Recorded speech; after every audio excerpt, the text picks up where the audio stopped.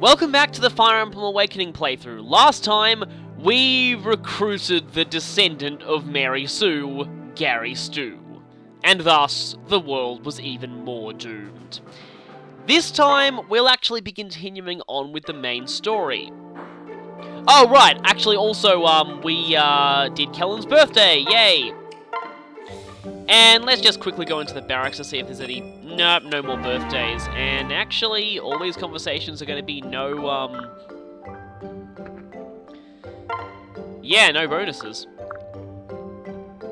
Something I don't know if I've mentioned this before, but, the character who appears on the bottom screen, they actually say slightly different lines if they're married to the avatar, but for most characters, it's really weird. Their lines barely change at all.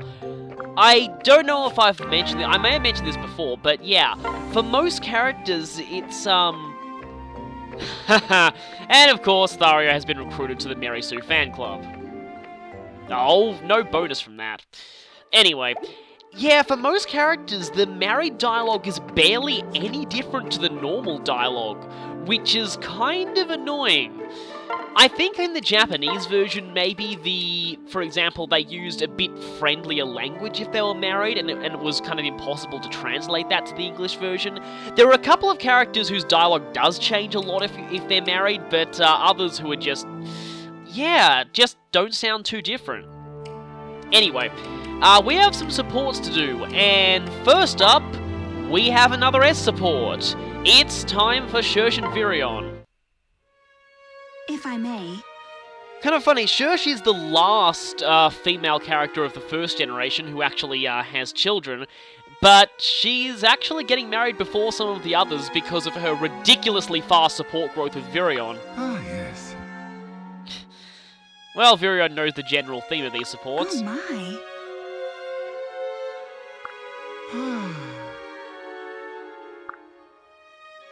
Oh, of course he'd mention that. No. Well... Yes. Oh, well, it's finally happening. Very well. Exactly, yeah, she's the only one who actually really knows him, and she's the only one who's able to cope with his, well, eccentricities and other things.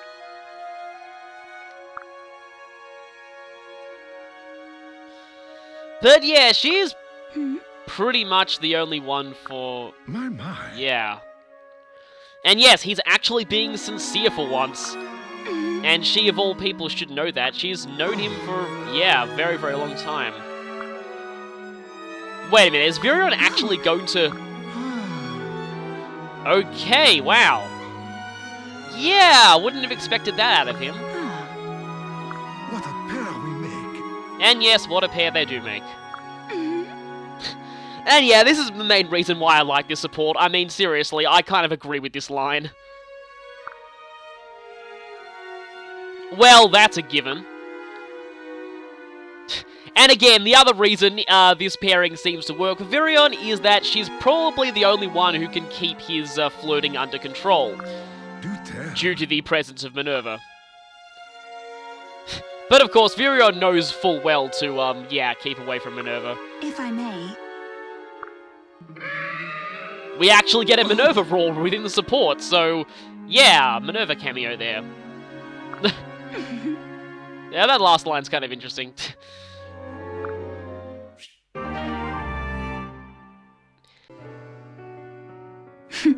It's funny. Being close like this just feels right. It's as if it was always meant to be.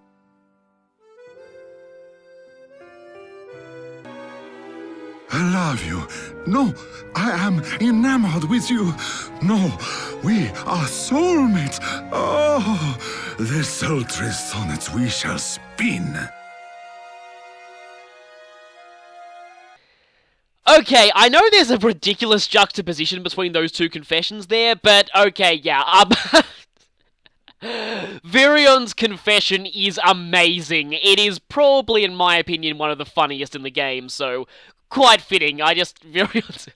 I laughed so much when I first saw Virion's confession. It was just... Yeah, it is just amazing.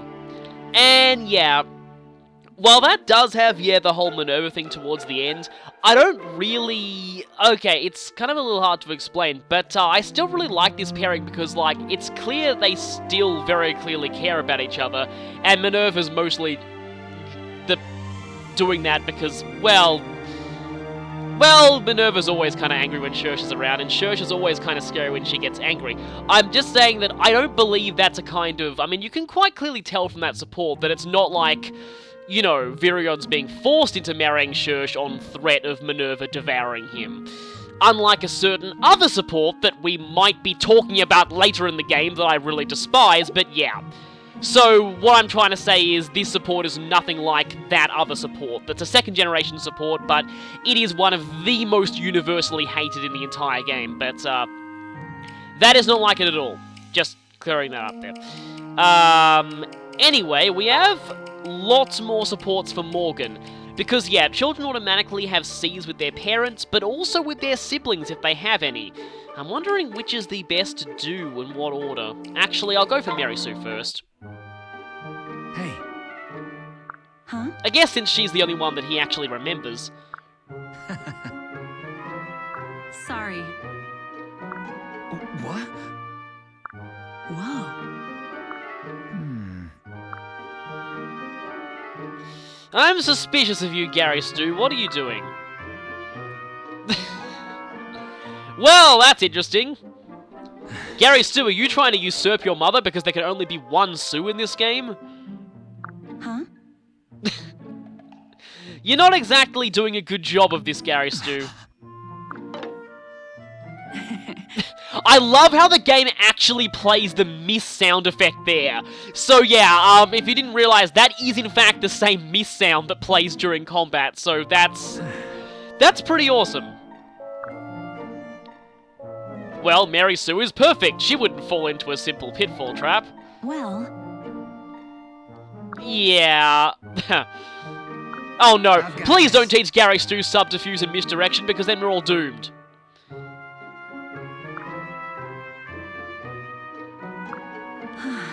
Gary Stu, I think you... You know, he probably lined the pit with spikes and then filled it with about 100 wyverns as well. I wouldn't put that past him. Now, I'll save Crom because this one's a bit, well, more generic than the others.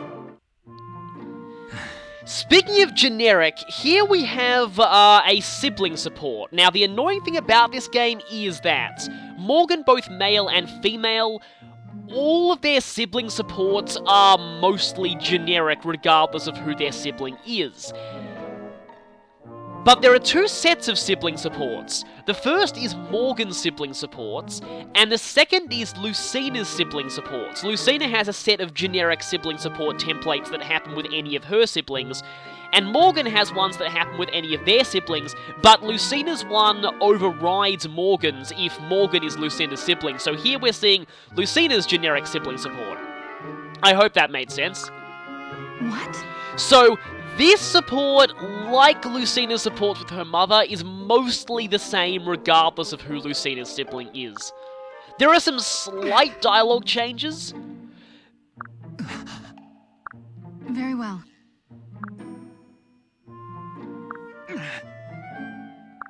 Huh? This is one of the changes. So, most of Lucina's other siblings just hate bugs in general, and they don't specify that it's a roach, but for some reason, male Morgan loves bugs.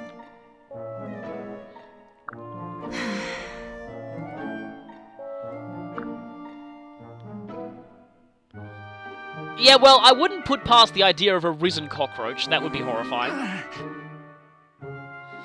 Although I do admit, flying cockroaches do freak me out in real life, so I can kind of see where these characters are coming from. What? And of course, Lucina is completely freaked out by it. Okay, this is one line. Okay, I think this line is the same regardless of Lucina's sibling, but it's particularly annoying if it's Morgan because you have fire magic! You have an Hellfire Tome in your inventory. Why don't you kill it with fire magic? It's simple.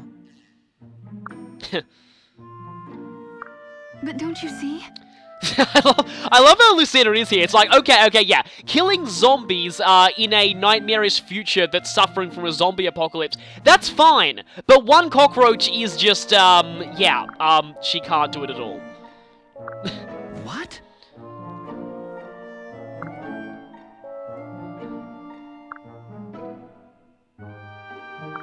Now. Thank you. Oh no, don't remind me that Gary Stu is a royal. That's a sign that we're all doomed. What? You know, if I was them, what I would do is I would just push the shelf rapidly backwards, which would crush it. Well, Of course, yeah, use the falchion to kill a bug. Yeah, this support is pretty hilarious, I will admit.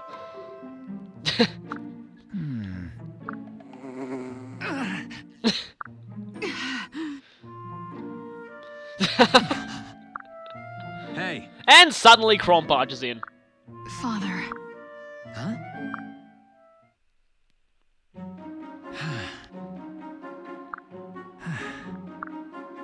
I'm so sorry. I love how Lucina is around her father. You just see this completely different side of her. No.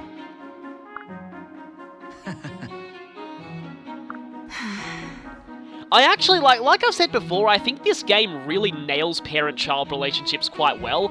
I always love these Lucina sibling supports because just the way that they interact with their father is it actually feels really realistic to me. Huh? Morgan enjoys getting scolded. Interesting.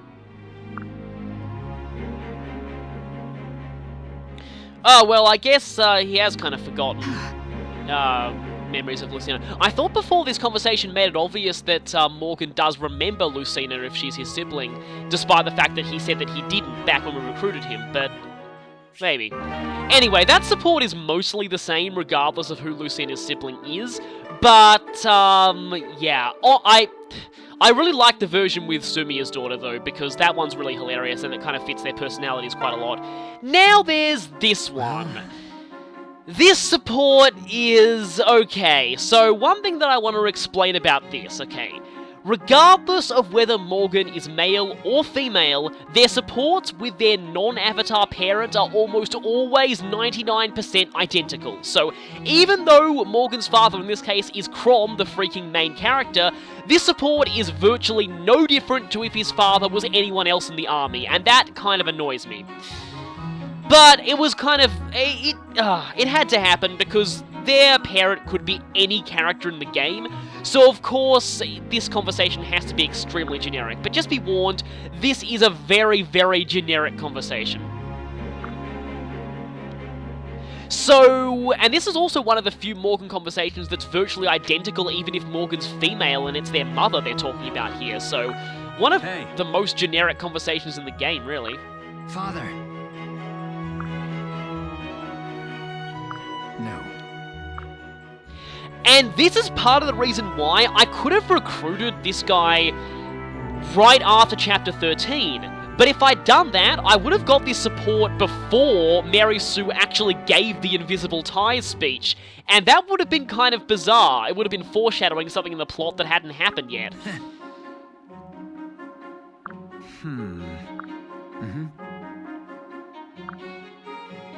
Oh.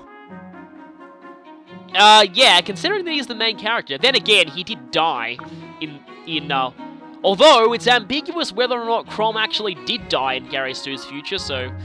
because he came from a different future than the other children. Right. I remember this line quite clearly because I think I remember that Pan said the exact same thing in my male avatar playthrough, so... yeah, that's a very generic conversation, annoyingly. Also, we have Shersh and Virion's child's paralogue showing up.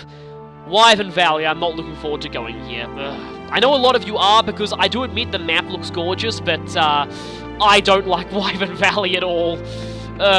Brings back bad memories of Heroes of Light and Shadow. But anyway, that's all we need to do before we head on into this chapter, but first, I might do a bit of inventory stuff. One thing that I may want to show if I have a weapon I can actually do it with conveniently. Get rid of that goddess icon. Actually, I may as well show this. So, see how Gregor's steel sword has very low uses? Somebody in the comments pointed this out to me. There's this option here called restock. Now, we got quite a few steel swords off of Risen skirmishes, so doing this is of no loss.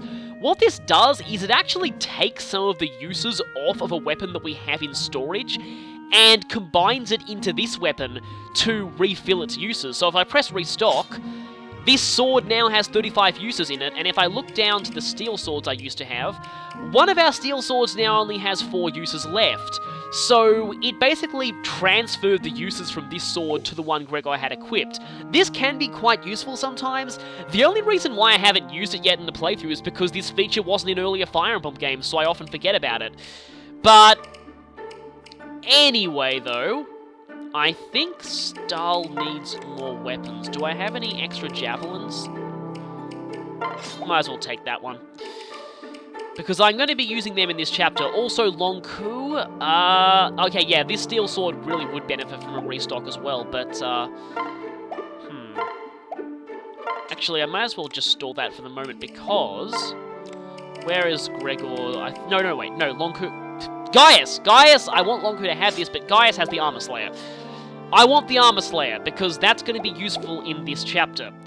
So, nothing left to do but to head into this chapter.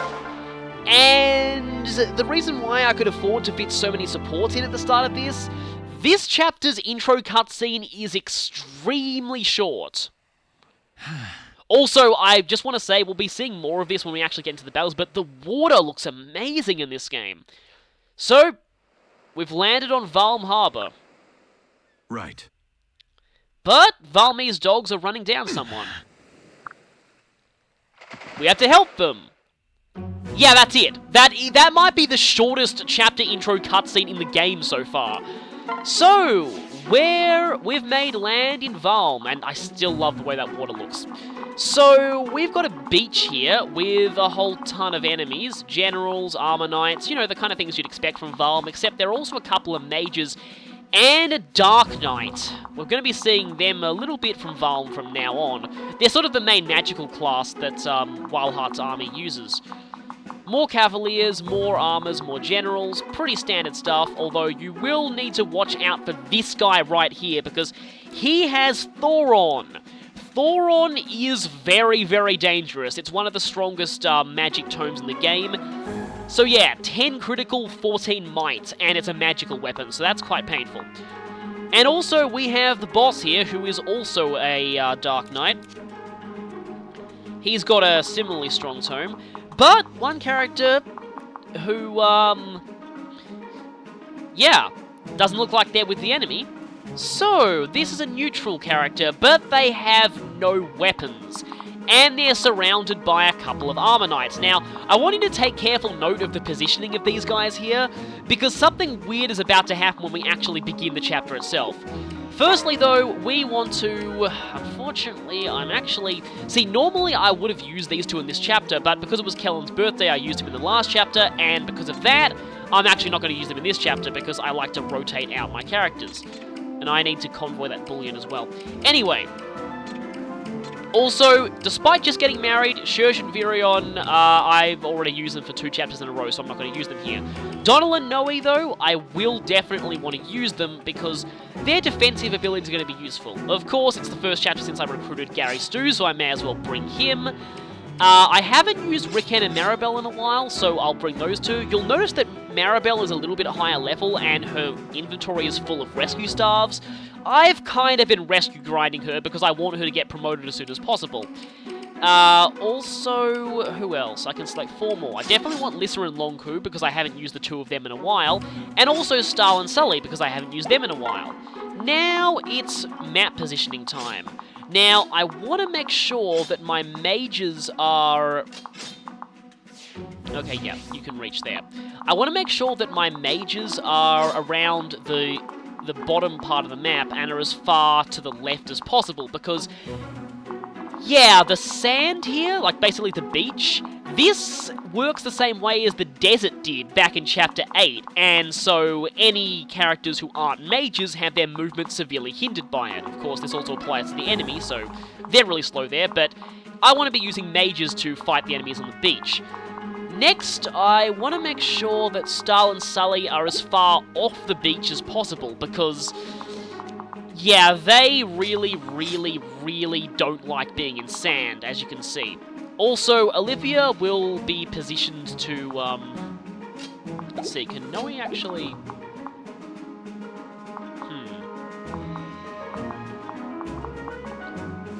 Yeah, you need to be very, very close to where Rickon is, so... I want to make sure that Noe can actually get to... Of course, I also want to make sure that...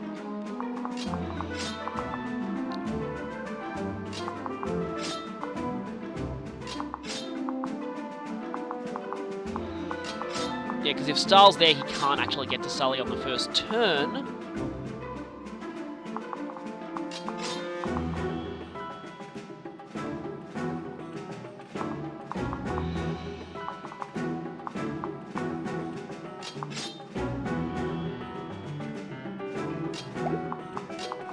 Actually, technically speaking, I don't think I... Yeah, I can probably afford to do that then.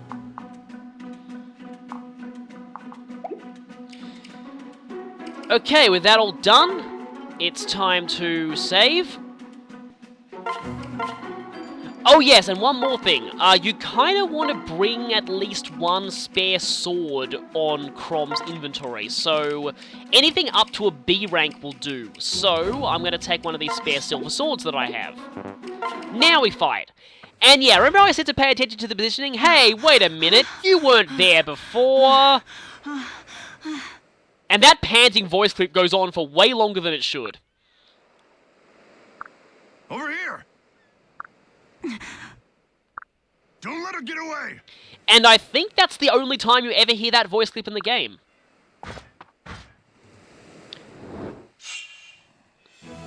So, basically she's there now, and this is despite the fact that she was not there before, but she was there on the preparation screen, and now she's there again, so they must have run kind of circles around this town while we were waiting for preparations. So our first priority is to save her. She can hold out for quite a while, but depending on how lucky you get with her dodges, she won't be able to hold out forever. If you have a physics staff, definitely bring it to this chapter. I unfortunately don't have one. Also, these houses here all count as villages, so you want to visit them. Fortunately, none of the enemies can destroy them, so that's good. Now, the first thing I'm going to do here is do my pair-ups on this sand, because what I want here is to take out these guys on the beach before anything else. And again, the water looks so great here. Oh, no critical. They won't hurt you. Now, what I also want is... I actually want to see if Longku can get as much experience as possible in this chapter. Yeah, I think he's actually doing more with that than he is with physical swords. Yeah, that's kind of strange, but I'll take it.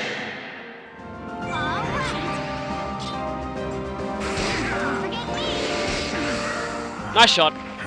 It's not half bad. So, I want Longku to get as many level ups as possible here because Lys's Child's Paralogue is the next one that I want to get to, but I kind of want Longku to be maybe level 5 promoted before that actually happens. Otherwise, okay, Starl could have gone there, alright.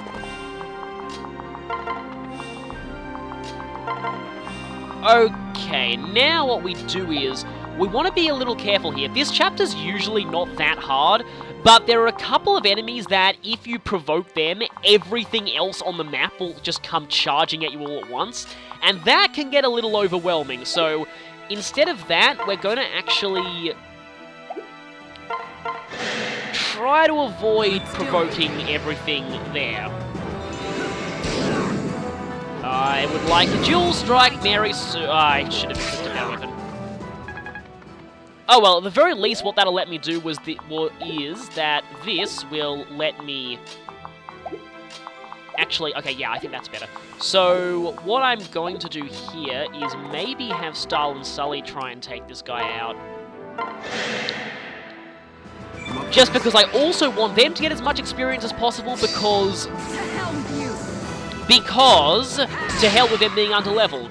Because I'm going to recruit their child preferably quite soon. Their child paralog is another one of the easier ones, so I want to get them as leveled up as possible before that happens. Now, I am actually moving Lucina down here. The main reason why I'm doing that is because we need Crom to recruit this character here. And she can hold out for quite a while due to her concoction, but if you get really unlucky with the enemy's dodge rates, things can get a little bit dicey with her, so I'd much rather get to her as fast as possible to eliminate the uncertainty.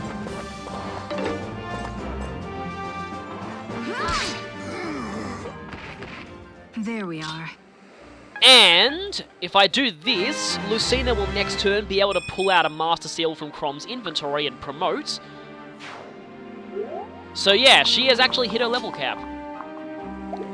And if I move in just the right way, let me just see how many other enemies will be able to attack us.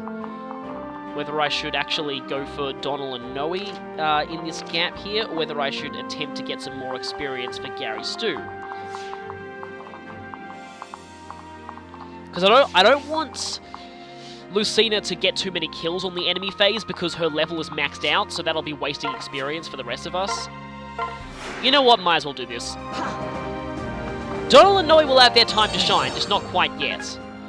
Just gotta make sure that I haven't provoked these two Armor Knights, because I think they're the ones that cause all the other enemies to go aggro and then just charge at you. And, okay, you will do a fair amount of damage, but hopefully this should be relatively safe for Gary Stu.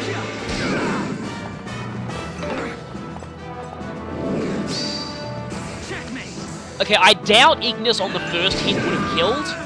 I think it would have just barely not killed, so Ignis on the second hit is fine.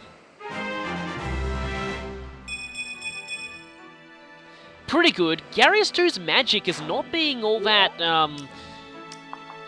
yeah, Gary Stu's... Oh yeah, a few of the enemies over here actually have long-range weapons, so, namely that mage there, I think, so just gotta be careful of Olivia. Okay, now if I did this right, these guys are, of course, going to start poking. Yeah, now if she gets hit by both of them in the same turn, that's unlucky. Usually she dodges at least one, but, yeah, like I said, she can hold out for quite a while with her concoction, but if you get really unlucky, she can actually be at risk of dying, so you do want to have Crom get to her as soon as possible. And again, this is why I don't want Lucina... Well, I mean, she will be getting weapon experience, but this is why I don't want Lucina to be killing too many enemies in the enemy phase, because... unless Mary Sue dual strikes, this could be bad. There we go. Just as planned. Once again, Gary Stu is Kira. We're all doomed. And that guy is blocking Crom's way, so I need to take him out quickly. And you are wasting my precious experience. Hold on, I'm coming. I say when it ends. Yeah, that's what I think of you.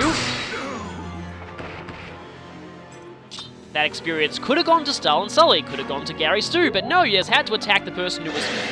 Yeah, of course you would do that too.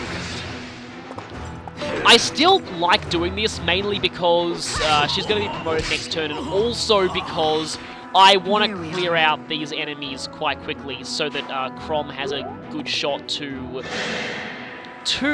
this new character that we can recruit. Because, yeah, like I said, want to get to her as quickly as possible.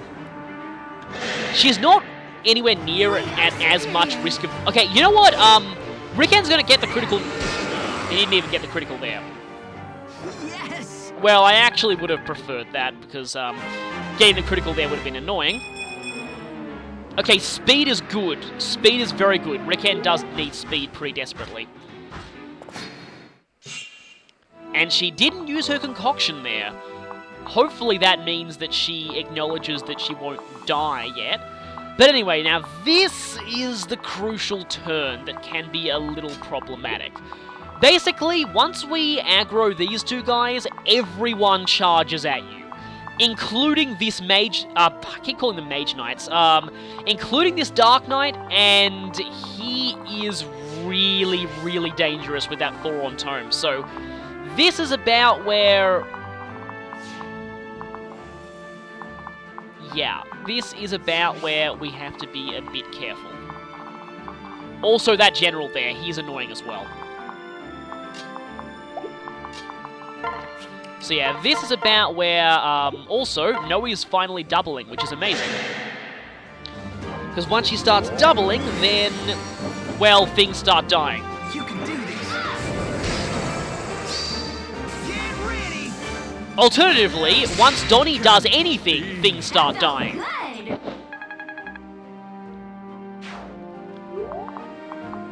Yeah, I'm just trying to say, if I have Lucina... Actually, I can't have Lucina kill anything this turn, because...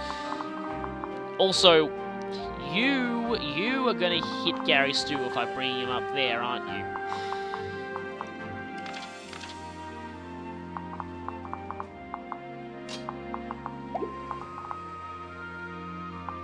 Just wondering how many of these enemies are going to...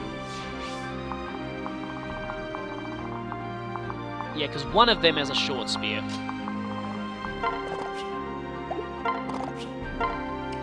So I may need to use the javelin here. And you do a heck of a lot of damage to Sully. That might be too big of a risk.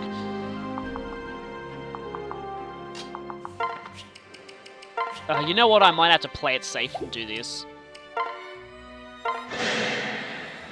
I've got this. Now, what I'm hoping for is...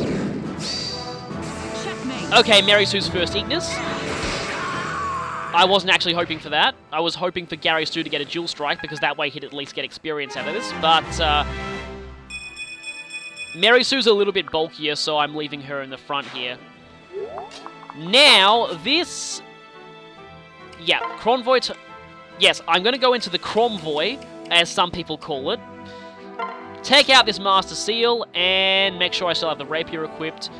And here we go. Of course, Lord only has one promotion option. This is the same as Crom's.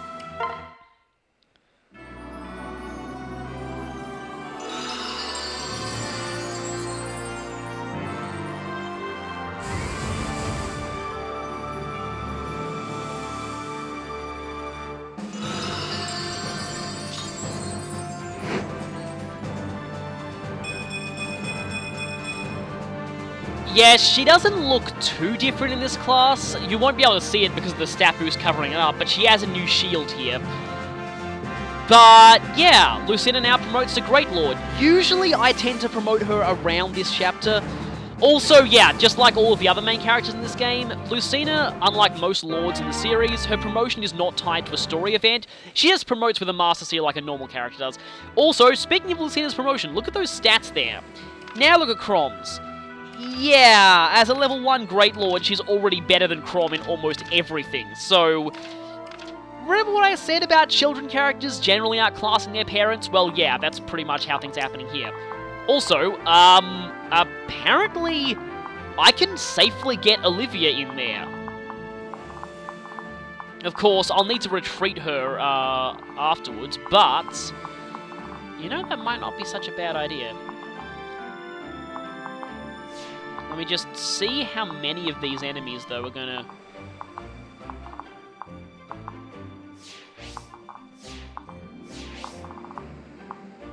I actually think I can do this.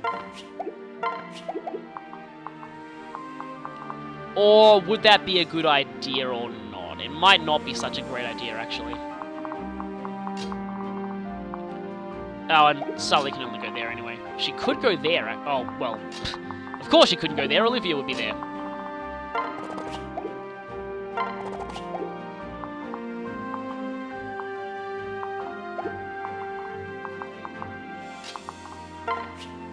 Yeah, maybe I can actually do this.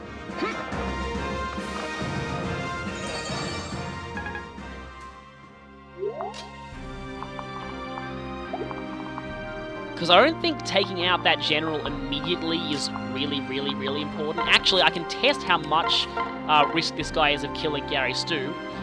Actually, not much risk of killing Gary Stu. Of course, if a bunch of other enemies attack Gary Stu in the same turn, that could be bad.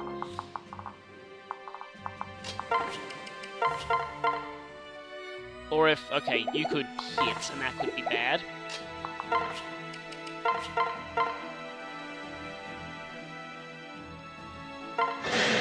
Okay, let's just hope this doesn't go horribly wrong. Game over. Completely unnecessary, but... Actually, that's not completely unnecessary. That actually saves a tome use. Success. Yeah, I'm pretty sure a normal Ignis would not have one-shotted, but an Ignis critical definitely would. I think with Crom as his father, his magic is not as good as it normally is, so that is kind of annoying. And Olivia is still out of range. Yeah, I wonder if, might be best if Stahl goes there with his better, defense. And now it's, yeah, back to the beach. And this is why I wanted that armor... Levin Sword does more. Well, that was pointless. Now, usually what I like to do is hope Rick N criticals this guy. We'll do it together. This is gonna hurt. Oh, yes it is! There we go! That's the critical when I needed it. Did it. Now the rest of the enemies here I want Long Ku to get. Just watch these mages because they do move further in the sand. Also, this guy, despite being a mage, is on a horse, and being on a horse overrides being a mage, so he doesn't move further in the sand. I was about to say, does Armor Slayer do more to these guys? And I'm like, okay, I can't actually test that because can't even get in range of the Armor Slayer.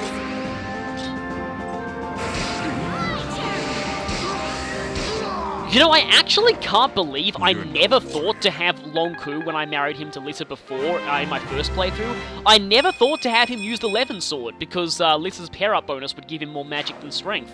And a Steel Lance that we don't need. Oh yeah, you're going to attack Rick N. And wow, that is overkill. Double attacking with a 38% of critical chance and that much, and no criticals! Rick N, what are you doing? I know I haven't used you for a few chapters, but still, wow! That is very annoying. Of course, these two armors prioritize attacking Sairi. Yeah, they wouldn't have killed her. I'm pretty sure she'll only use her concoction if she's actually at risk of dying. Like, for example, now she is at risk of dying, so, Go for it. My turn. I probably should have equipped something other than the Javelin. So you get to watch a Javelin throwing party there. Let's go. And yes, I did calculate this. Morgan will not... Well, he missed anyway, but yeah, Morgan would not die to that, thankfully. Checkmate. Also, this guy is going to die to this. You tipped the scale. Wait, did you just say you tipped the scales? Yeah, it's kind of funny. In the Japanese version, a lot of the child characters inherited quotes from their parents.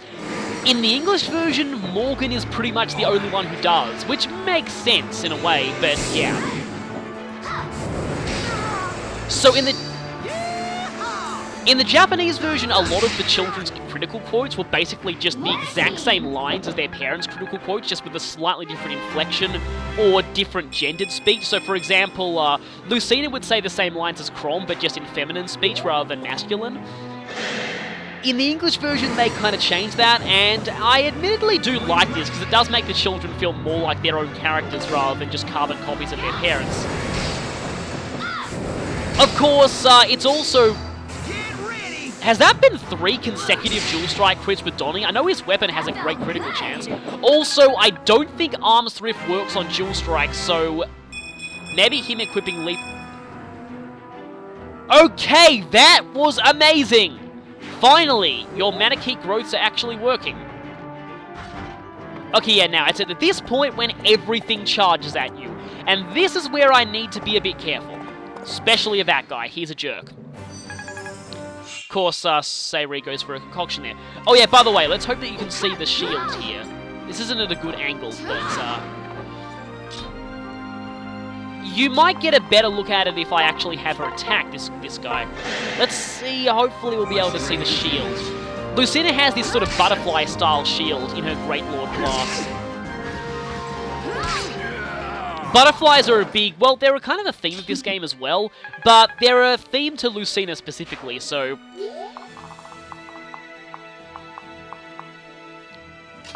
Now, here is where things get very, very dangerous.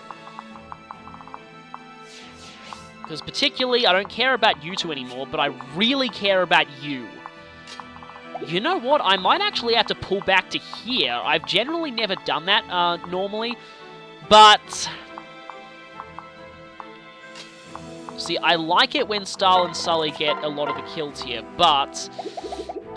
this guy hurts a lot. He really hurts a lot. And of course, both my healers are down here. That's just a consequence of the way I'm actually playing this, but,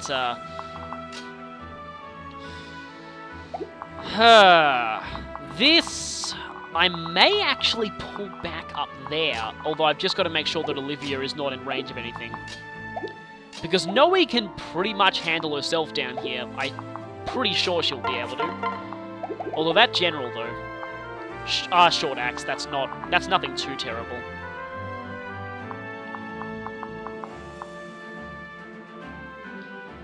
I mean, admittedly, I could go to Donnie because he's pretty much indestructible, but, Noe needs the level ups way more than he does.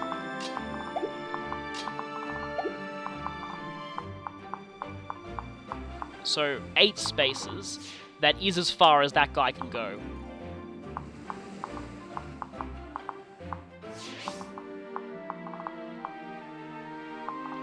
Yeah, this guy's pretty much the only threat here, but he's such a big threat that I need to specifically plan for him.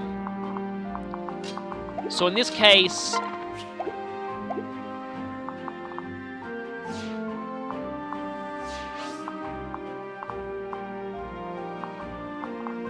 You see, sometimes Garrystu is fine taking him on alone, but other times he kinda dies, so...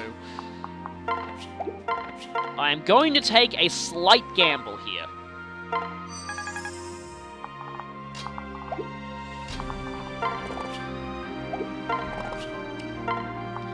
Yeah, we're pulling back to around there, and then we're... Let's see, what are we going to do here?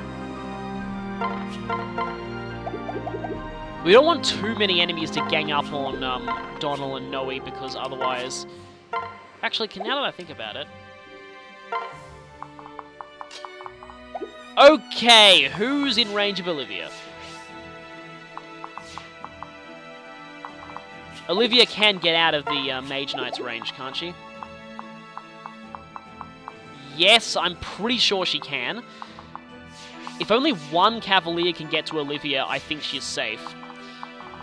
Or I could attempt to rescue, switch over to Maribel and rescue staff her if I'm really desperate.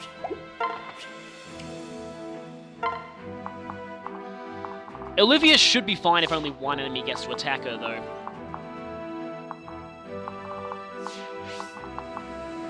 Now it's time for the beach, and that guy is also kind of worrying. You'll notice a theme on this map. The Mage Knights are really the main threats here. Well, 11 Sword does that much to... Although, admittedly, that's a very, very low hit rate, but still. I mean the enemy having a really low hit rate. And I'd probably rather use the 11 Sword here just because I want the...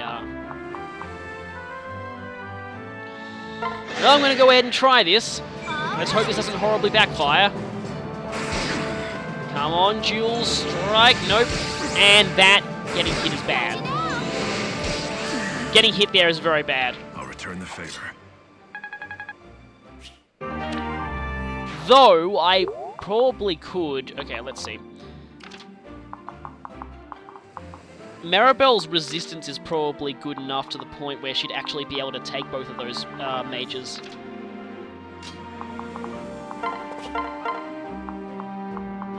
Do 16 to Ricken, though, and Maribel's... So how much resistance does Maribel... And there's no way to get out of range of her. So she has 13 plus 2, 15 resistance, 26 HP. You have 29 attack, so that minus 15 resistance is, yeah, head calculations here. Sometimes you need to do this in Fire Emblem. 15 resistance, that would be 14, wouldn't it? Yeah, 14 damage from you. And from you, 24 minus 15.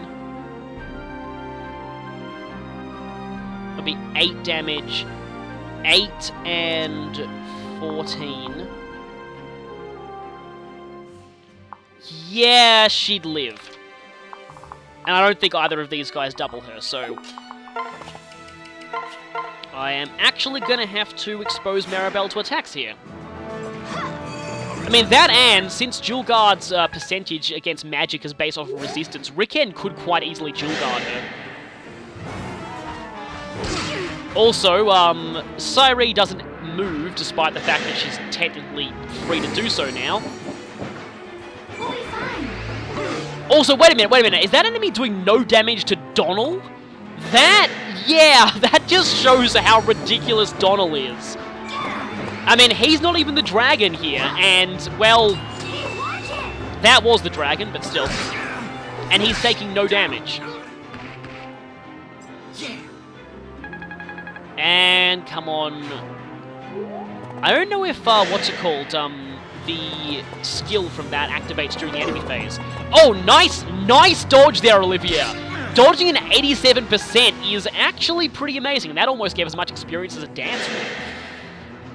87% dodge, that is actually, yeah, very, very good. I love how Donnie is just in a regular mercenary class, which normally isn't known for having all that great defense, and he's considerably lower level than these enemies. And he's taking 0 damage. See, I'm not exactly using him all that much in this game, mostly because I do admit that Don... Okay, now here's the moment of truth. Moment of truth right here. This needs to miss, and it didn't.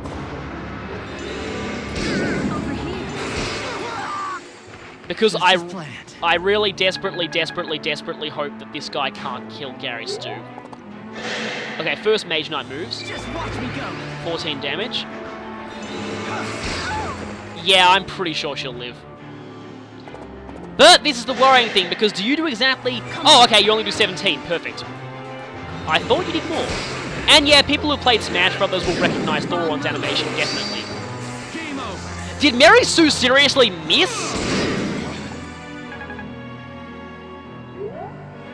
Well, she was paired up with Gary Stu, so yeah. Look out. No, I knew Riken would dual guard one of those two. And as always, enemies who can't attack anyone move last.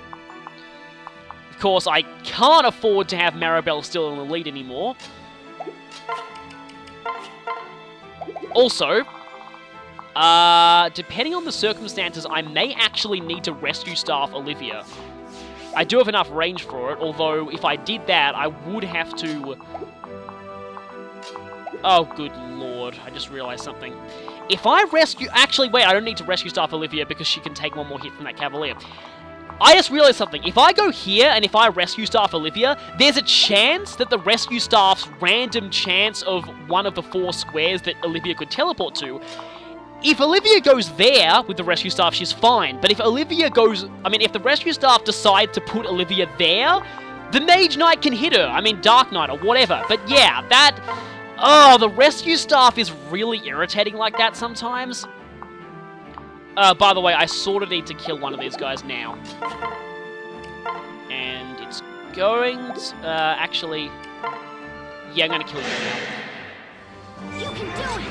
Of course, I think this means that the, I keep calling him Mage Knight still, the Dark Knight is most likely going to prioritize attacking. I'll make this quick. Why do you keep doing that, Long Ku? Critical on the first hit. Critical on the first hit. You, always happens. You're always critical on the attack that would have killed anyway.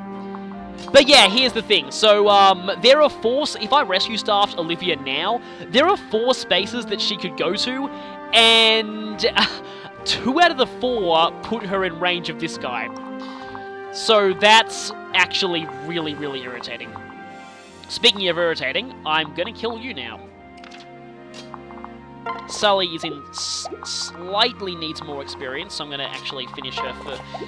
Actually, to be more productive, though... Let's see, although technically, yeah. Yeah, I'm going to kill this thing with Sully.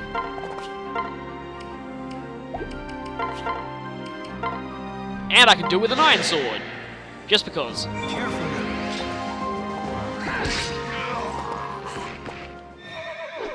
And that is pretty much the one main threat on this map gone. I'm pretty... And Sully still continues to gain strength and defense. I'm pretty sure that on any difficulty below this... I mean, there's only one. I'm pretty sure that on normal mode, that guy doesn't have Thor on, but I might be wrong because I've never played normal mode before. Now, this is where... Yeah, normally I would try and get Gary Stu through there, but until then, going to have to go for... And Donald has maxed out luck as well. That's one of Donnie's main strengths in terms of his cap modifiers, so him maxing out luck is actually a pretty big deal. You have a short axe. Is that going to kill Morgan? 15 defense, and you have 31 attack, which would do 16, and you have 30. Yeah, but he would die.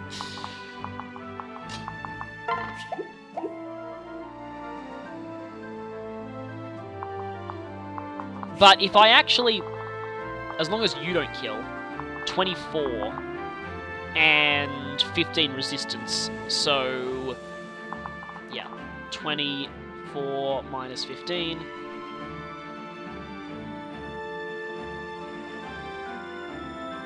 That'd be 9 damage? Yeah, that would be 9 damage, and that's enough for him to survive. And this does exactly enough to kill as well. Let's go.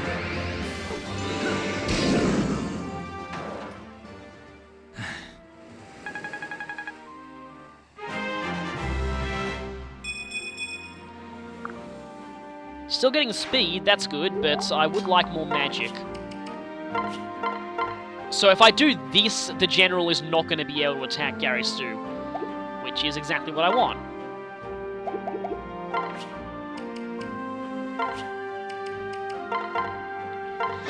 And I'm doing this just because, again, Noe needs the experience more than Donald does, as weird as that sounds. It's funny, back at the start, Donald was the one member of our party who desperately needed experience at any cost, but now, we're trying to avoid him gaining experience at any cost because he's just too strong already. So yeah, this guy can't attack Gary Stu now. Actually, wait a minute, can that person get to Olivia? I mean, the general? You know, he might actually be able to now that I think about it. I may have made a horrible mistake here.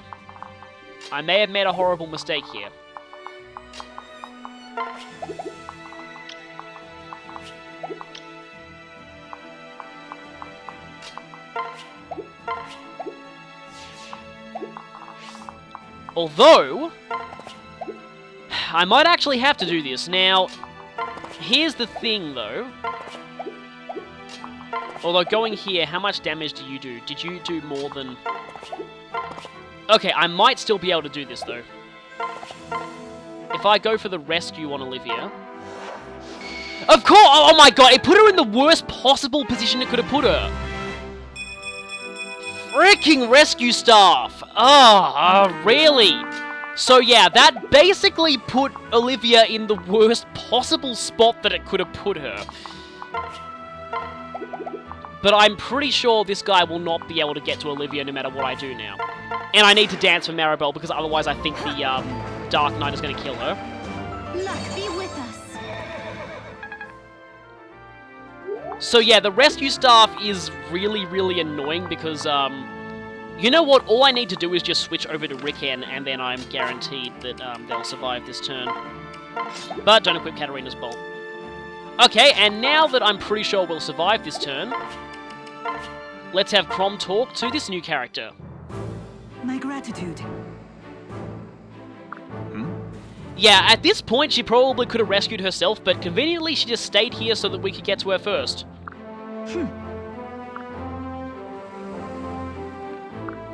But there's no real time to talk now. So, we have recruited a new character. Unfortunately, she has no weapons. Fortunately, I thought to bring a spare sword on Crom, so I can go ahead and do that, and also switch over to Lucina because she needs more experience. So, it would be embarrassing to have this new character die the moment we get them. This is Sairi, the Princess of Chonsin. Now, notice all those apostrophes? This is the place that Long Ku comes from. Though he'll only mention that in supports. If you want to find out more about Sairi, click on the annotation.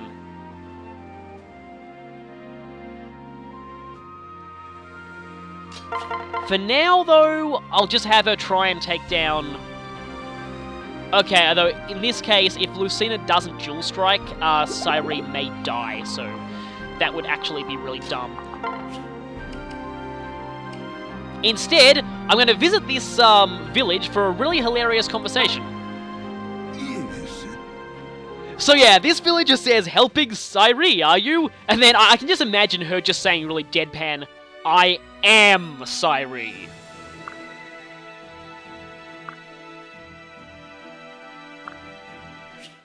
So we get a large bullion from that. And this here is precisely why I didn't... Well, he would have missed anyway, but if he hadn't and Lucina didn't dual strike, he would have hit her again next turn, and she may... The chance of her dying would have been really low, but I'd rather not take that chance. She'd have to get hit by 2 45% in a row, but it could happen, and I'd rather not have to restart this chapter. Especially not with Donnie critically so much. What a team!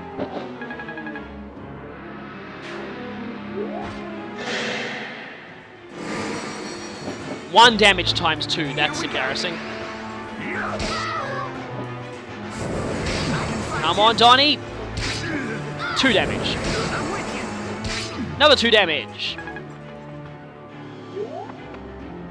And wait, what? You didn't attack Gary Stu? Really? Okay, I'm a little suspicious here. Is that Cavalier going to kill Noe if he hits? Probably not, but... Yep, goodbye, Ugly. Now, I really hope this gives Donald and Noe enough supports to max out, to reach S rank. Wow, you have been on fire today! Yeah, this isn't gonna... Of course it's not gonna kill, he's gonna do nothing. No damage, and this guy is gonna just die.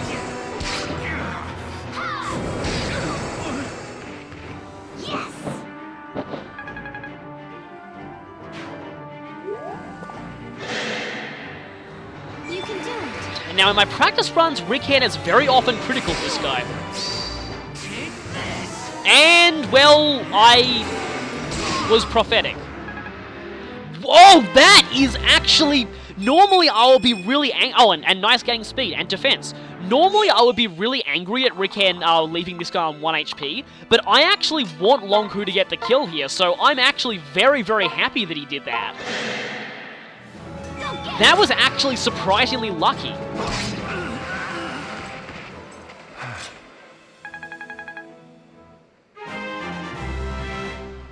Level 19, he's almost there. And we get an Arc Thunder Tome that we can't use.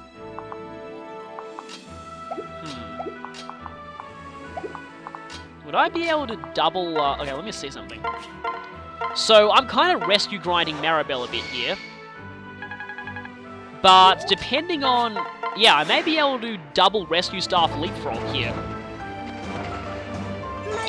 As a lot of Fire Emblem fans say, the intended use of the Rescue Staff was to get characters out of danger, like I did with Olivia back there. But very often, the Rescue Staff actually gets used to move across the map faster. So, kind of like a makeshift Warp Staff, considering the Warp Staff doesn't exist in this game.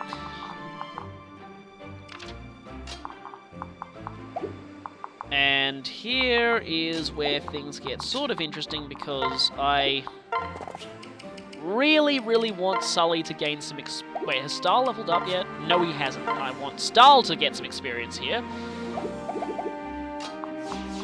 Yeah, and I would like to get the kill there if at all possible. The only problem is that,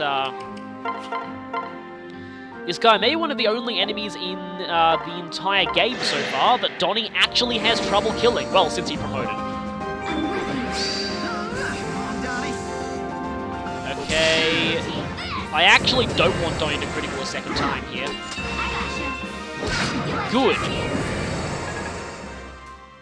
Oh, that's interesting. So Noe's dual strikes were doing no damage there.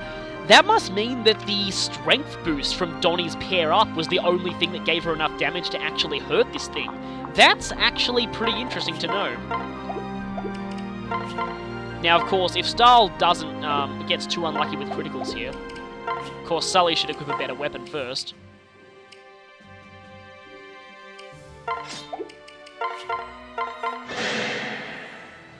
Go, go!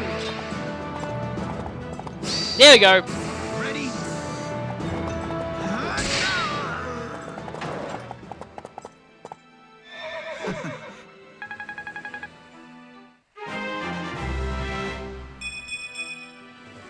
Okay, at least you're getting defense. That's good. I think your defense is better than Sully's now. Yes, it is. That's more fitting. Now, who do I want to get experience? Because the thing is, I'm actually going to be using Cyree quite a bit in the next few chapters. I normally do this just for story purposes. Her support options are incredibly limited, and I mean really, really limited. But the thing is, as you're about to see, Cyree is basically the secondary protagonist of this arc of the game, and because of that, I like using her for most of it. Also, only one enemy left. Also, wait a minute. Yeah, there's an event tile there, and there's one on the beach. Want to get those with people who could really benefit from them. Okay, also visit this house. Excuse me.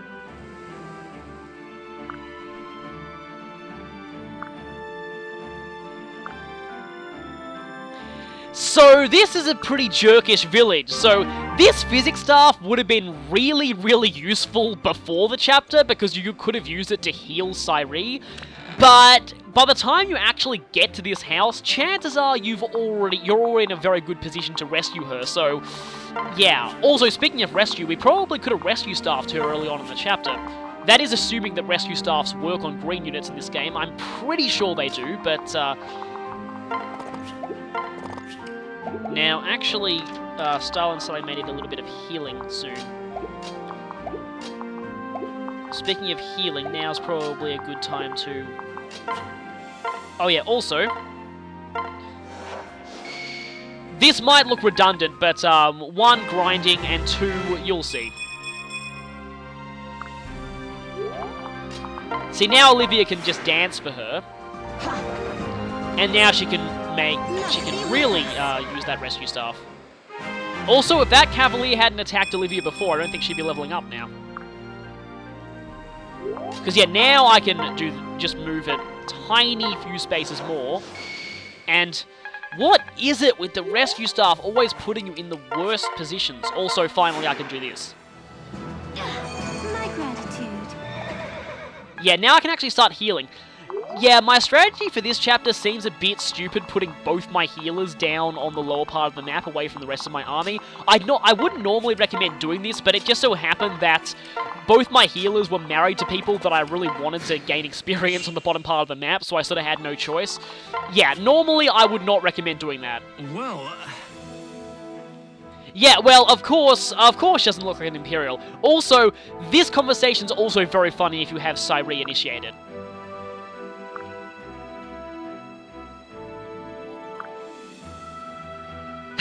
They say a beautiful sword mistress is trying to unite them. You don't say! She totally couldn't be the person standing right in front of you. So yeah, these village conversations are really funny.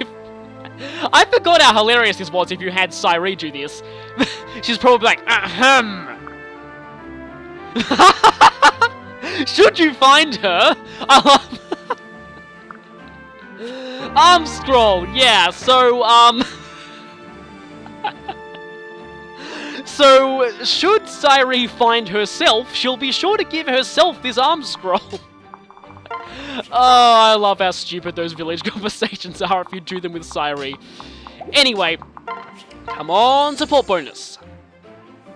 Yeah, there we go! Hey, Noah, you did do well in the last battle. Stop denying it. Okay, they're almost certainly going to hit S after this chapter now. I really hope I didn't speak too soon, but I'm pretty sure that they are going to hit S after this chapter. Finally, we are out of that blasted beach.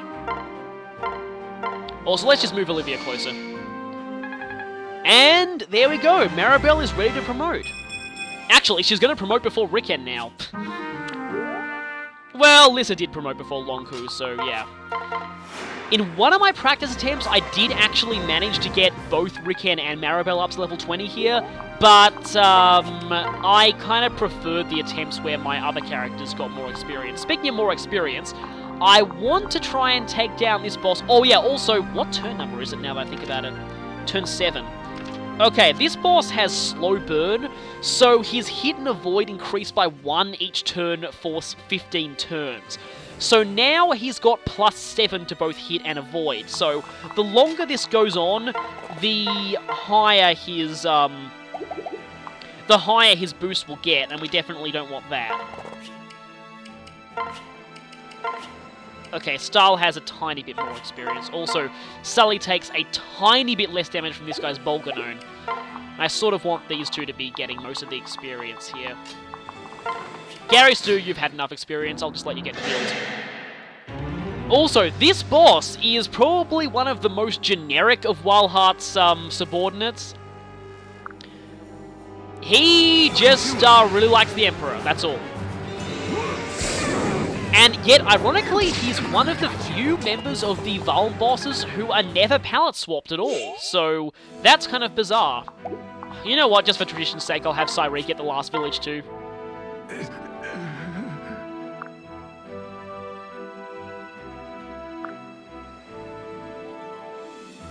That's a disturbing thought. And another second seal. Cyree can use that to demote back to a first tier class if you want.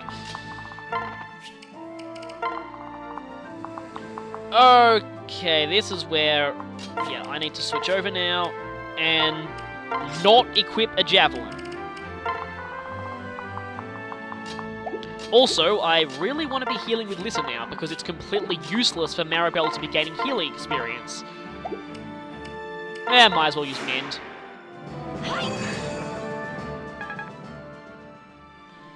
Of course, Gary Stu can't support Lissa because they're from different generations. Generally speaking, all second generation, well, most second generation characters can support with each other, but very few of them can support with first generation characters unless they're their parents. Quick and dirty. I like it. I think that's the first time she said that in a while.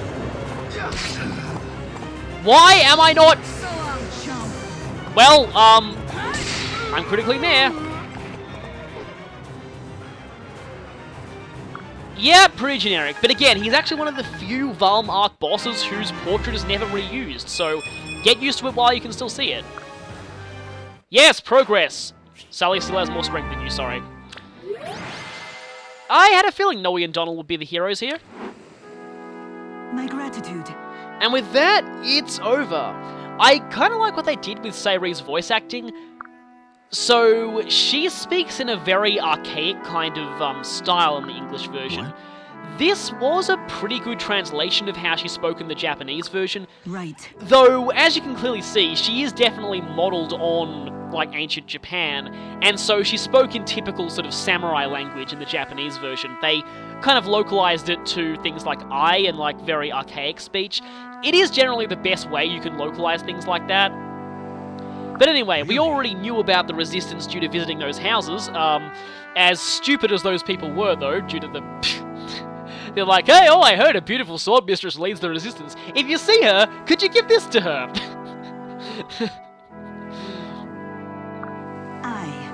Saree's all like, well, of course I know her. She's me. Yeah, you're such a slippery lot that the general populace don't even know who you are just looking at you. Actually, that's probably a good thing, and that means that Cyree's been doing her job if people don't recognize her.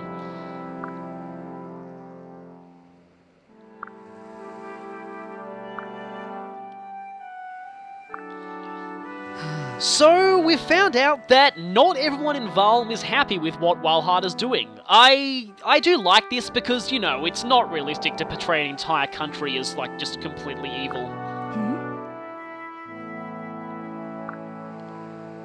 Also, that one old man who's like, I totally support the resistance, but I'm not gonna fight you because I don't want to become a jacket.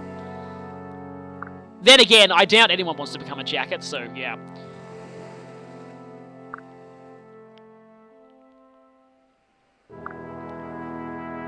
And others, like Virion, had their home destroyed and had no choice but to run away.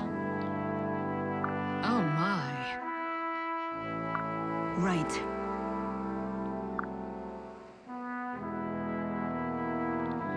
And here's where we get an interesting plot point. This is probably going to be the main interesting story detail for the next few chapters.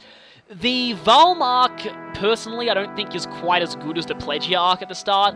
This is probably the one main developed plot point in this storyline. Cyree's brother. Hold on. She has no idea, but apparently he supports Walhart now.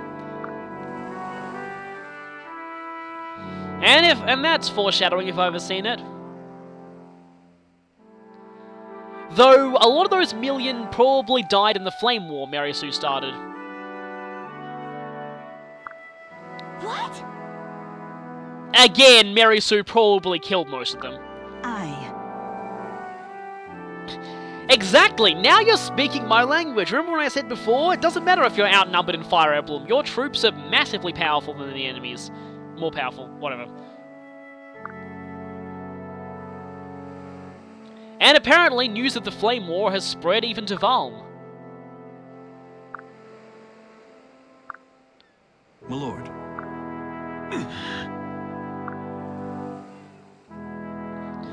But yeah, Chrome does have the whole saving the future. Father. But what does Lucina have to say about this? Does the future say anything about uniting the Dynasts to defeat Walhart?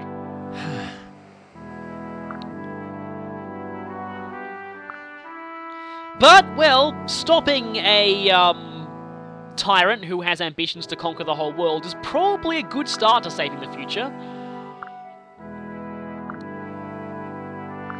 My gratitude. Well, Cyree does have one idea, but we're going to find out about it next time. Ha ha ha ha, yeah, the game's a troll there. So, I'm going to leave here because the moment that I start the next chapter, we're going to immediately go into a cutscene. So, for now, that's all for this time, and I'll see you again when we find out exactly what Cyree has planned. See you then.